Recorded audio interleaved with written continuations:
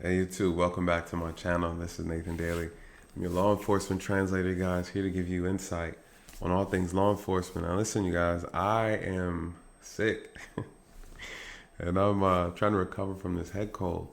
Lost my voice and I have a bad sore throat. So, I'm in the process of recovering. So, I had some live streams and things like that I wanted to do this week, and now that's completely canceled, right? So, stay tuned. We'll be doing more stuff next week going into the new year, you guys. But quickly, I just want to say thank you to my new subscribers. You guys, we're almost at 6,000. So thank you so much for all that support. Our channel is growing. Our channel is growing. For those who join the channel, welcome.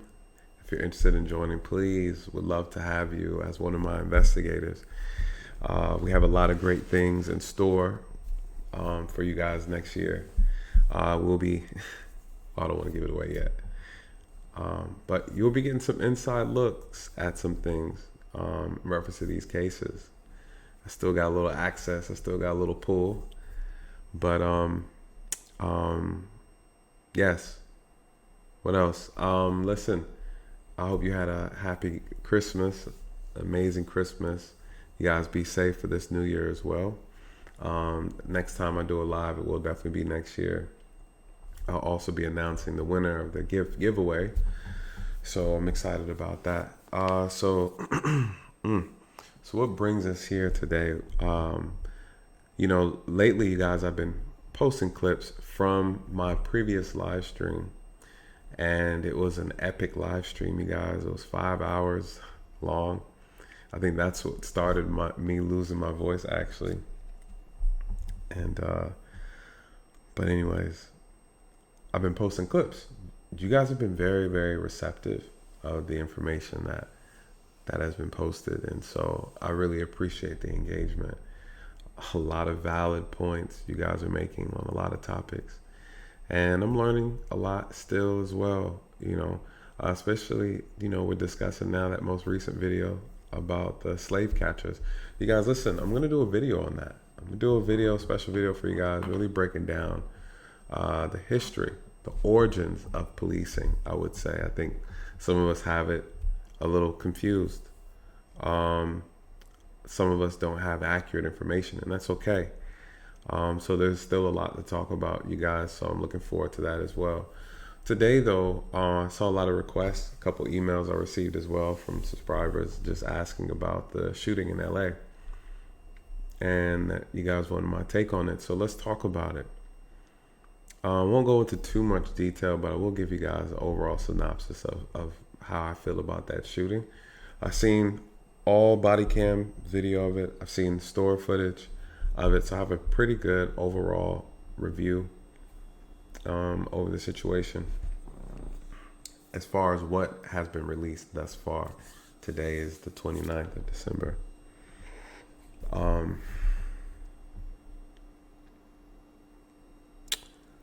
First and foremost, let's just say that shooting was very tragic, right? We lost a 14-year-old girl, and my condolences go out to the family. My condolences go out to the officer as well. That's a very difficult position to be in, and nothing about that is easy to deal with, which makes this even more difficult to dive into. But in this country where we need to find solutions, we need to address things, we can't hide from these issues, right? I think even just on my channel, you guys, it's small, but it's growing. A lot of things I hear from you guys, and just within our own space, people are tired. People are tired, and they want better solutions to these problems. They want better trained officers, and they want officers to be honest. They want officers to be transparent. From what I saw, I don't believe the shooting was justified. Wasn't justified, you guys. And there was so many things wrong in that video. Even before the officers got there. You know, this is a first world country, as they like to say, a developed nation. And we've gotten so comfortable, you know. I was really disappointed on how people were reacting, how casual people were, how easily they put themselves in harm's way and not really paying attention or being aware.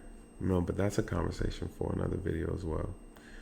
When the officers responded on scene, they were about six to seven officers.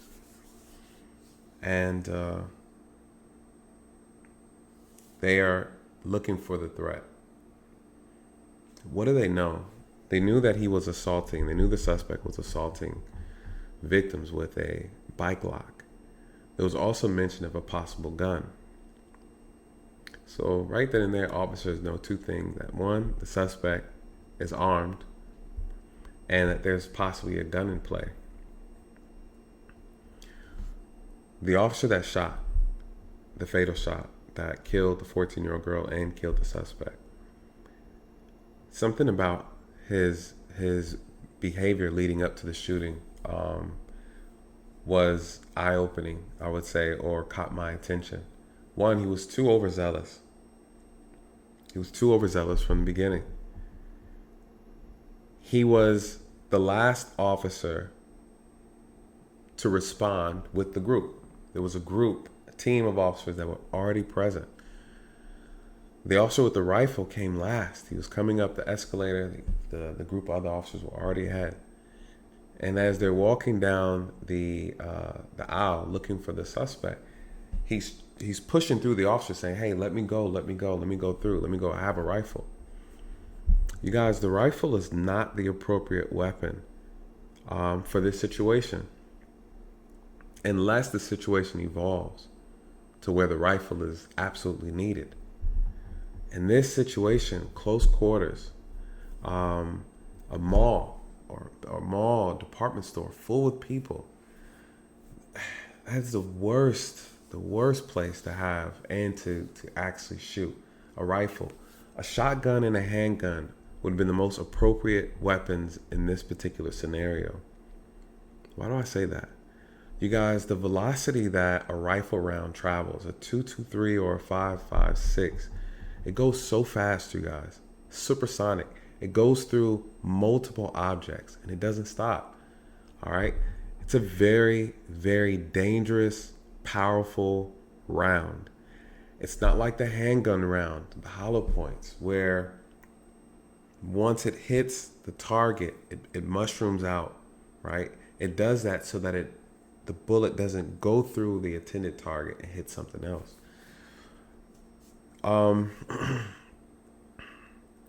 The rifle was absolutely wrong. It should have been deployed. Yes, you deploy the rifle, but the person with the rifle should not have taken that shot.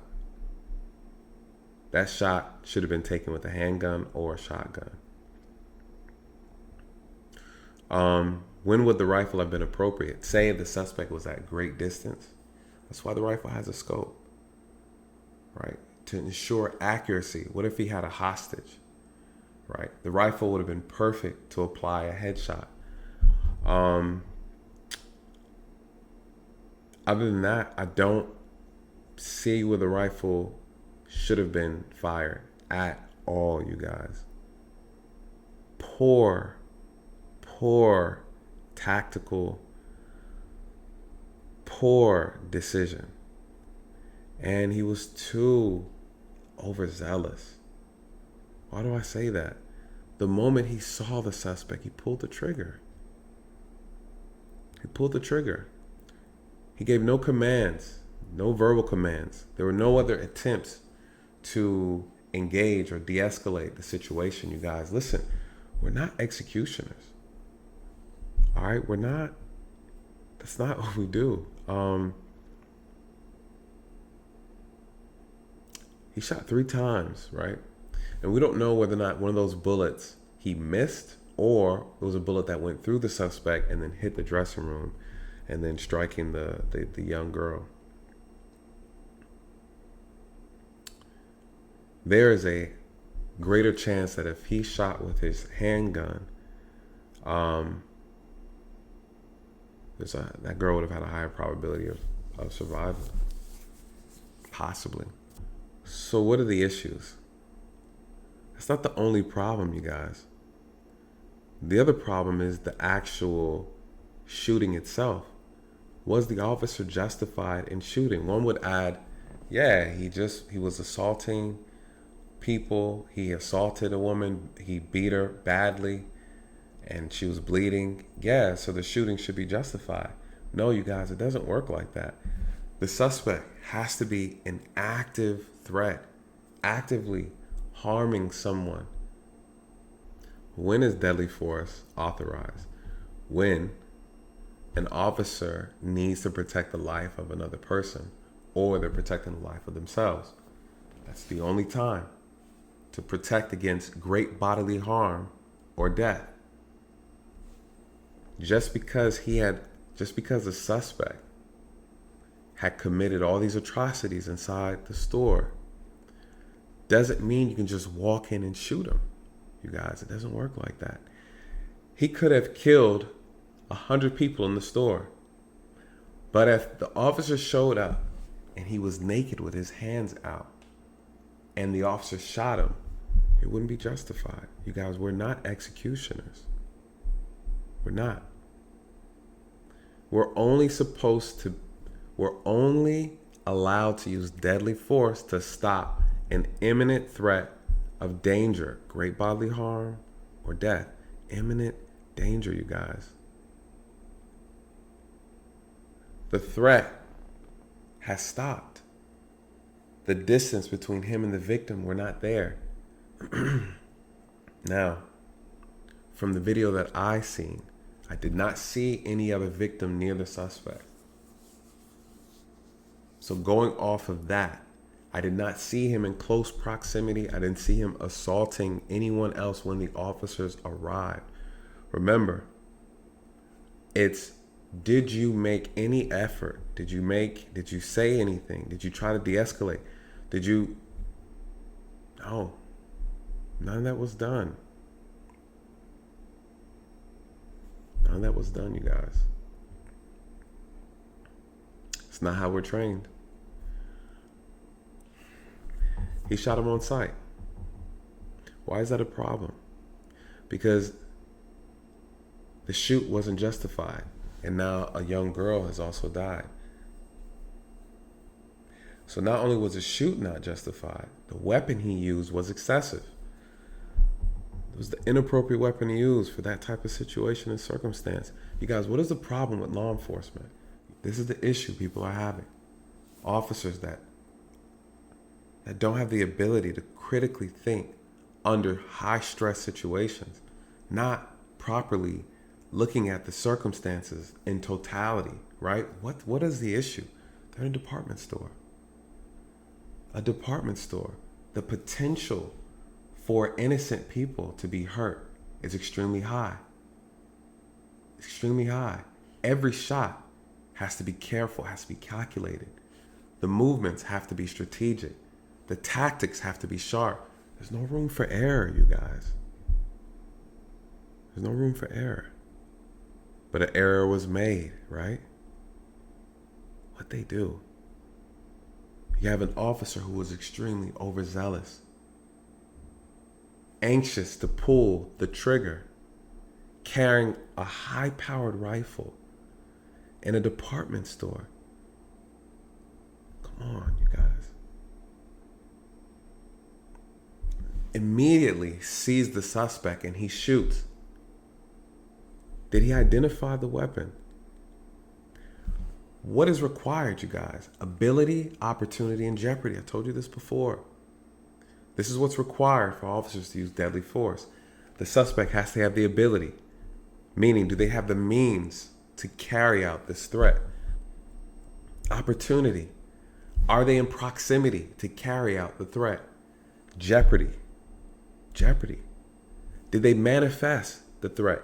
Did they manifest the threat? Can they carry it out? If you don't have these three things, you cannot fire your weapon. You just can't. You can't, you guys. That's how it's supposed to go. That's how it's supposed to go. Now, did the suspect have the ability? Yes, he'd already shown that he could do it. The opportunity. I don't believe so. I don't believe so. Why do I say that? The proximity, the distance, right? The distance. You can't say he had a gun because there was no gun. And you can't say the officer shot him because he had a gun because the officer did not see a gun. What did he have in his hand? A bike lock.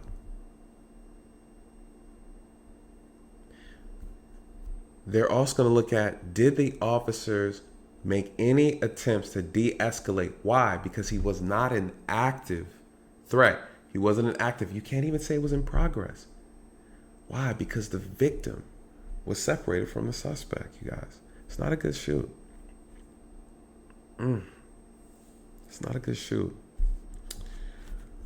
Listen, you guys, I'm not perfect. And when I started, even as a rookie, I made a lot of mistakes.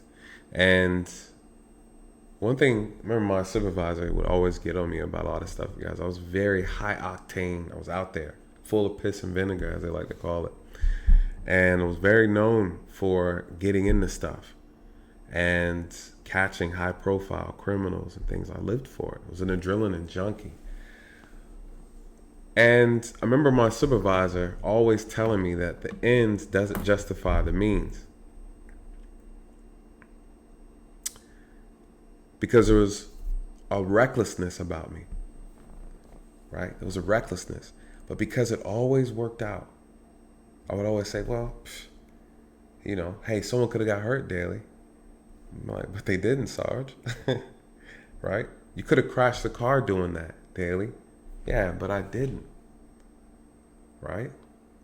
Hey, what if you would have accidentally shot him doing that? But I didn't. Just because things worked out in my favor doesn't mean that what I did wasn't reckless. Just because the outcome turned out to be okay doesn't mean that what I did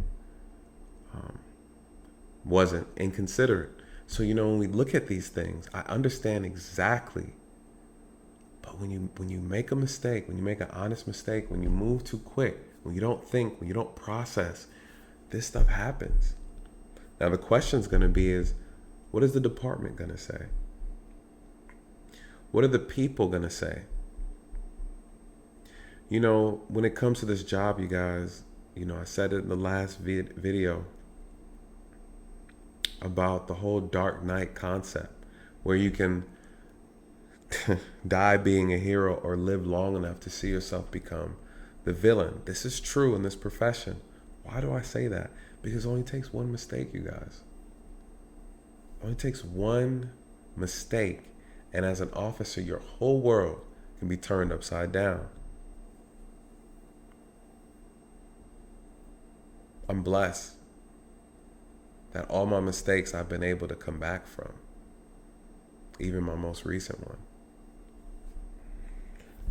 I'm curious to see what LAPD is going to talk about, how they're going to address it. I'm curious to see. But based on the law and the standards that we're supposed to be governed by as officers, that shoot was not a good shoot. Now, unless there's something additional that I don't know about or they haven't released yet. But from what I saw, no, I think it was very reckless of the officer, and someone died because of it. 2 people died because of it. Anyways, you guys, that's it. Let me know your thoughts. I'm curious to know what you think. How do you feel? Do you feel it was excessive? Or do you feel like it's justified because the gentleman was just doing bad, right? As we know, this is clearly a mental health situation. So that goes without saying. Anyways, you guys, that's it.